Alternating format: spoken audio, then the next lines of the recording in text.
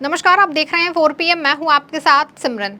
आगामी लोकसभा चुनाव को मद्देनजर रखते हुए सभी राजनीतिक दल चुनावी मैदान में उतर चुके हैं। चुनावी तारीखों का ऐलान होने के बाद से ही सभी एक्टिव मोड में नजर आ रहे हैं। जनता के बीच पहुंचकर तरह तरह के वादे भी किए जा रहे हैं। अब चाहे सत्ताधारी दल भाजपा हो या कांग्रेस, सभी पार्टियों की तरफ से गारंटियां दी जा रही हैं। अब किसकी गारंटी जनता पर कितना असर करेगी, ये तो चुनावी परिणाम आने के बाद ही पता चल पाएगा। लेकिन अभी मौजूदा समय की अगर हम बात करें तो इस देश में चल रही समस्याओं की, तो इनमें बेरोजगारी, महंगाई और भ्रष्टाचार चरम पर है। और इस बार का चुनाव ऐसे ही मुद्दों पर होना चाहिए, लेकिन ऐसा होता दिखाई नहीं दे रहा है। अभी मौजूदा भाजपा सरकार की अगर हम बात करें तो भाजपा राज में महज विपक्ष को कमजोर करने का काम किया जा रहा है।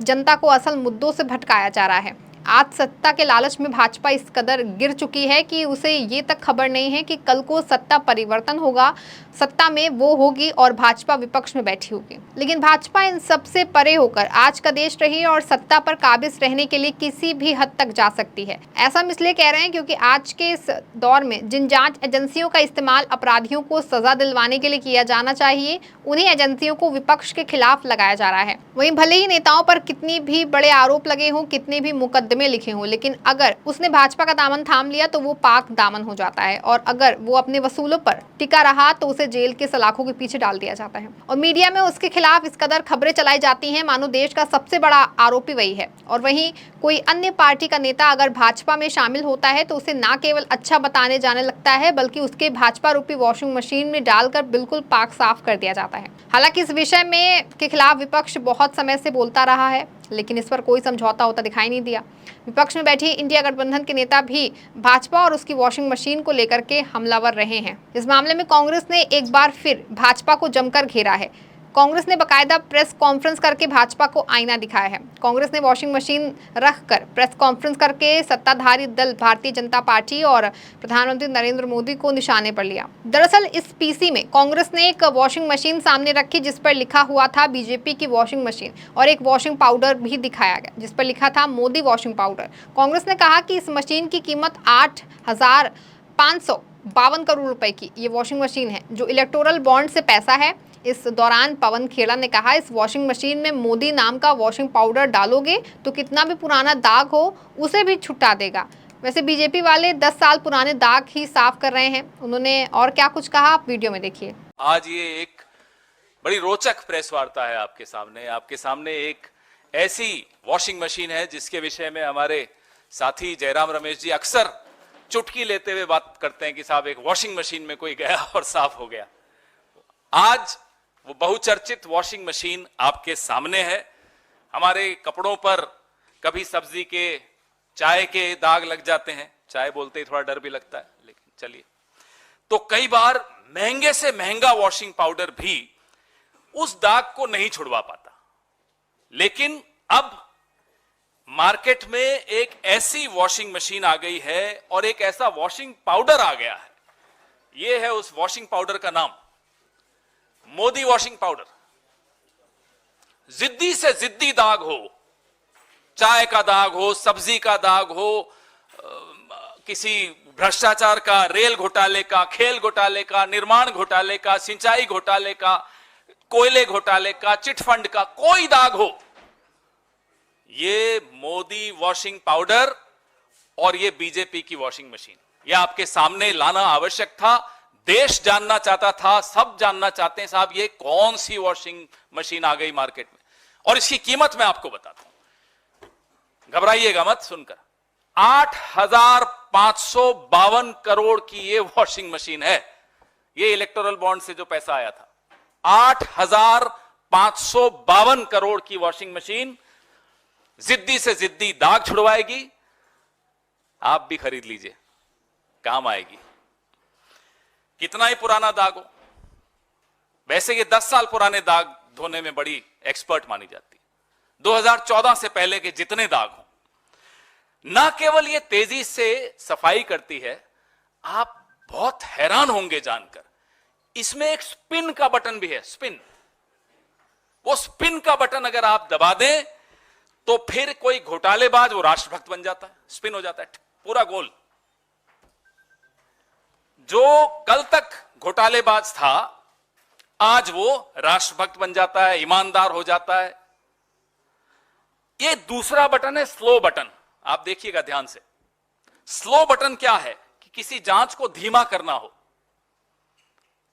उससे पहले बात कर लो, बीजेपी में आ जाओ साहब, सब ठीक हो जाएगा। वो हाँ सोच रहा हूं कहेगा तो स्लो बटन में चला जाएगा, तो जांच धीरे हो जाएगी, कार्रवाई ढीली पड़ जाएगी, फाइल कहीं नीचे ईडी के ऑफिस में या सीबीआई के ऑफिस में कहीं नीचे चली जाएगी। ये इस मशीन का चमत्कार है, ये इस मशीन का जादू है, इसीलिए इसको जादुई मशीन कहा जाता है। इतना ही नहीं, उन्होंने प्रेस कॉन्फ्रेंस के दौरान ये भी दिखाया कि आखिर कैसे भाजपा वॉशिंग मशीन के जरिए लोगों को पाक साफ कर रही है। इस वॉशिंग मशीन में, अरे वो डालिए ना, ये वाली टी शर्ट जाती है, पहले देखिए इस पे जो लिखा हुआ है आप पढ़ रहे हैं, अब मैं इसमें ये डलवा रहा हूं। अरुण जी इसके अंदर डालिए और देखिए क्या निकल कर आता है। वहां भी दिखाइए, अच्छी तरह दिखाइए, पढ़िए इस पे क्या लिखा है। भाई उधर भी दिखाइए, सब जगह मांग है इस मशीन की। देखिए इस मशीन की कितनी मांग है। अब इसके अंदर डालेंगे अरुण जी। अरुण जी अब डाल दीजिए, सबने देख लिया। क्या बोल रहा है, बोलो प्रेस कॉन्फ्रेंस जी। अब देखिए इसके भीतर से बटन दबाओ ना, स्पिन वाला दबाओ, सारे बटन दबाओ और निकालो, देखो क्या निकलता है।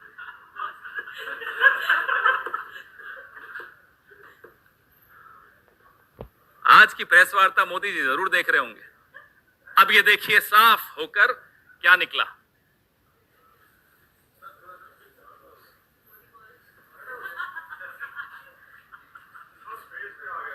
कोई बात नहीं, मेरा फेस इंपॉर्टेंट नहीं है, ये टी शर्ट इंपॉर्टेंट। देख लिया आपने, तो ये जादू आपको दिखाया। बता दें कि इस प्रेस कॉन्फ्रेंस के दौरान पूर्व भाजपा नेता तेजस्विनी गौड़ा कांग्रेस का दामन थाम लिया। आज राष्ट्रीय राजधानी में पार्टी के वरिष्ठ नेताओं जयराम रमेश और पवन खेड़ा ने कांग्रेस में स्वागत किया। आपको बता दें कि तेजस्विनी गौड़ा ने कर्नाटक विधान परिषद के सदस्य पद से इस्तीफा दे दिया था। उन्होंने अपना इस्तीफा विधान परिषद के सभापति बसवराज होरत्ती को सौंपा। पार्टी सूत्रों के मुताबिक पूर्व पत्रकार गौड़ा लोकसभा चुनाव में उम्मीदवार नहीं बनाए जाने से नाराज थे। कांग्रेस में शामिल होने के बाद तेजस्विनी गौड़ा ने कहा कि आज बीजेपी संवैधानिक लोकतांत्रिक मूल्यों में विश्वास नहीं करती। अगर सब कुछ ठीक है तो कर्नाटक में मौजूदा मंत्रियों को उनके निर्वाचन क्षेत्रों में क्यों बदला गया। पीएम मोदी का नेतृत्व पूरी दुनिया में बहुत मजबूत है। जो सांसद कर रहे हैं उनके नाम पर जीत हासिल की, तो मौजूदा सांसदों को क्यों बदला गया। वहां वापस जाओ के नारे भाजपा के खिलाफ लगाए जा रहे हैं। अगर सब कुछ ठीक है तो ऐसा क्यों हो रहा है। आपको बता दें कि तेजस्विनी गौड़ा 2018 में भाजपा से परिषद के लिए चुनी गई। वो 2014 में कांग्रेस छोड़ने के बाद पार्टी में शामिल हुई और भगवा पार्टी की प्रवक्ता भी रही। एमएलसी के रूप में उनका कार्यकाल जून 2024 में समाप्त होना था। तेजस्विनी गौड़ा के कांग्रेस में शामिल होने के बाद कांग्रेस सांसद जयराम रमेश ने कहा कि तेजस्विनी गौड़ा कांग्रेस में लौट रहे हैं, ये उनके लिए घर वापसी है, हम उनका स्वागत करते हैं। वहीं हर घटना पर पैनी नजर रखने और अपनी प्रतिक्रियाओं की वजह से जाने जाने वाली कांग्रेस नेता प्रियंका गांधी ने भी भाजपा पर जमकर निशाना साधा है और उनसे कई अहम सवाल भी पूछे हैं। दरअसल कांग्रेस महासचिव प्रियंका गांधी वाड्रा ने भारतीय जनता पार्टी को निशाने पर लेते हुए सरकार से कई सवाल किए। कांग्रेस नेता प्रियंका गांधी ने सोशल मीडिया प्लेटफॉर्म एक्स पर पोस्ट करते हुए कहा, वित्त मंत्रालय का कहना है कि भारत सरकार मौजूदा वित्त वर्ष में 14 लाख करोड़ से अधिक का कर्ज लेने जा रही है। क्यों? आज़ादी के बाद से वर्ष 2014 तक 67 सालों में देश पर कुल कर्ज 55 लाख करोड़ था। पिछले 10 वर्षों में अकेले मोदी जी ने इसे बढ़ा करके 205 लाख करोड़ पहुंचा दिया है। उनकी सरकार ने लगभग 150 लाख करोड़ कर्ज लिया बीते 10 साल में। आज देश के हर नागरिक पर लगभग 1.5 लाख का औसत कर्ज बनता है। ये पैसा राष्ट्र निर्माण के किस काम में लगा? उन्होंने सवाल करते हुए कहा कि क्या बड़े पैमाने पर नौकरियां पैदा हुई या दरअसल नौकरियों को गायब हो गई हैं? क्या किसानों की आमदनी दोगुनी हो गई? क्या स्कूल और अस्पताल चमक उठे? पब्लिक सेक्टर मजबूत हुआ या कमजोर कर दिया गया? क्या बड़ी बड़ी फैक्ट्रियां और उद्योग लगाए गए? कांग्रेस नेता प्रियंका गांधी ने आगे कहा कि अगर ऐसा नहीं हुआ, अगर अर्थव्यवस्था के कोर सेक्टर्स में बदहाली देखी जा रही है, अगर श्रम शक्ति में गिरावट आई है, अगर छोटे मध्य कारोबार तबाह कर दिए गए, तो आखिर ये पैसा गया कहाँ?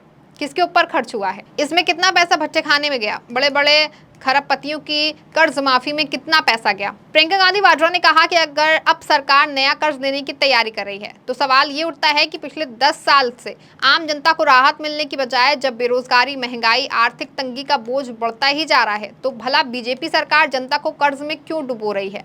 खैर, इन आरोपों के बीच अगर हम बात करें तो ऐसे कई नेता हैं जो भाजपा में गए और उनके सारे आरोप धुल गए।